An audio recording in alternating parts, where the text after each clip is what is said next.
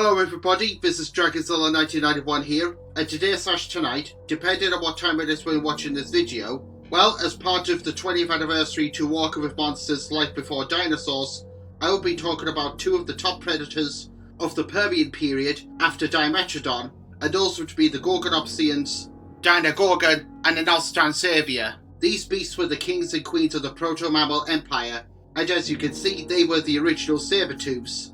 So they were like a precursor to Smilodon, and you could call them proto-saber-toothes.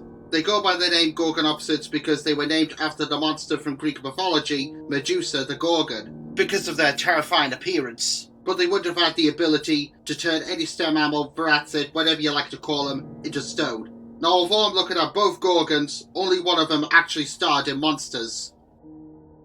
First up is Schleich's interpretation of Dinogorgon. Now, Dinogorgon itself never actually appeared in the series, however, it did evolve at the same time as Inostrancevia, which was of course 259 million years ago, and was native to South Africa and Tanzania, but it did come into existence round about the same time as the latter, who we'll be looking at later. And thus, because I'm talking about one Gorgon, I might as well talk about the other. So for the figure itself, now accurate-wise, he isn't. Because for starters, the sabres are unsure, to which if you excuse the fact that he is roaring, and if you can imagine the model had his mouth closed, then it's most likely that the sabres would be unsure, where in reality, they would have been covered over by lips, unlike Smilodons, whose sabres were always out on shore. Also, when this figure was originally announced, for some strange reason, I said that it was going to possess an articulated jaw. I don't know why on earth I said that, where it's clearly sculpted open.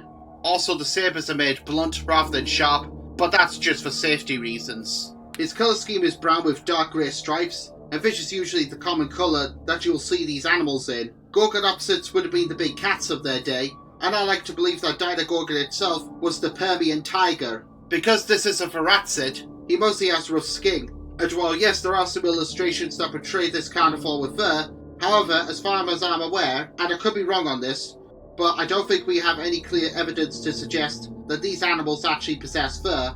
But if so, then I think it's most likely that Dinogorgon would have had fine hair. Some folks have pointed out that this figure bears a striking resemblance to the Gorgonops, well, to be more accurate, Inostrancevia from the 2007 TV series Primeval, and I can see it. It's not identical, but it's there. Perhaps somebody working at Schleich was a massive fan of that interpretation of the beast, and wanted to give a little nod to it, because it never got the chance to have its own figure for Character Options Primeval line. Then if it did, at a later point, then it's most likely there would have been a deluxe figure. Either way, the model may not be scientifically accurate, but it's again, not 100% accurate, but it's spot on to Primeval's incarnation. Overall, I really do like Schleich's take on Dinogorgon, and in my honest opinion, this was the last figure from Schleich that ever got me excited because their prehistoric range has dropped completely. However, as mentioned in the past reviews, I am very enthusiastic and looking forward to be getting their Smilodon and Woolly Mammoth models for next year. And also, from what I have heard, Schleich have now sadly discontinued this figure, but you can still find it on eBay. Up next is a species who actually did star in Walking with Monsters, and are all still labelled as Gorgonopsid. However, it has been confirmed to be Inostrancevia itself, as the late Permian segment to episode 3 takes place in Siberia, to which where this predator was native to. Now, this model was made by Safari, but it was from their Wild Safari series. The figure itself, I'm not too sure when it originally first hit shelves. It was either in 2008, or possibly 2009, or perhaps maybe 2010. But what I do know is that I remember getting him in early 2013 many years ago from Cambridge, along with the Ambelodon. This model seems to be decently accurate for the most part. I mean, we can obviously tell that this is none other than Inostrancevia. However, because it's an old figure, there are still going to be some inaccuracies. For starters, the skin is all bumpy and rather scaly, where in actual fact it should be smooth skin with a bit of fine hair. The mouth is open like we saw in the Schleich Gorgon, and again, if we imagine it to be closed, the saber teeth would be on show, where we now have an idea that because this was a terrestrial animal, they would have been covered over by lips, as seen on the Inostrancevia model from the Netflix series Life on Our Planet. This figure has a different style of brown, being dark in comparison to Dinogorgon, and bright yellow for the underbelly. The mouth is nice and glossy, with the tongue being a flesh pink colour, the sabres are a lovely white, and both the eyes are yellow. I'd also like Dimetrodon, he too looks as if he is smiling. I also like the claws too, as they actually do remind me of the claws of a bear, and could just be as powerful. Speaking of which, Inostrancevia was just as powerful as a bear, capable of taking down titans like Scutosaurus or any other bizarre looking beasties of 258 million years ago. And remember earlier when I said Dinogorgon was the tiger of the Permian? Well, because this carnivore was one of the larger members of the Gorgonopsid species, Inostrancevia, in my opinion, would have definitely been the lion of Pangaea. The pose shows him stalking down some unfortunate prey, and he looks perfect for it. Despite being inaccurate, I do like Safari's interpretation of Inostrancevia, and I would highly recommend it if you're an enthusiast of Gorgonopsids, like I am. But I do hope that Safari revisit Inostrancevia, as he could really do with an update.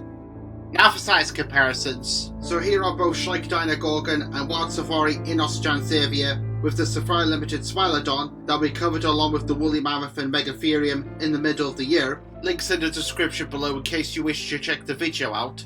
And this is what they look like with the saber-toothed cats from the companies Collector and Papo respectively, that we also looked at last year. Again, link below. Here they are with the Collector Dimetrodon, who was also reviewed along with the Collector Edaphosaurus and Papo Dimetrodon, which was actually a revisit. Link below. And to all primeval fans and enthusiasts like myself, here they are with the Future Predator.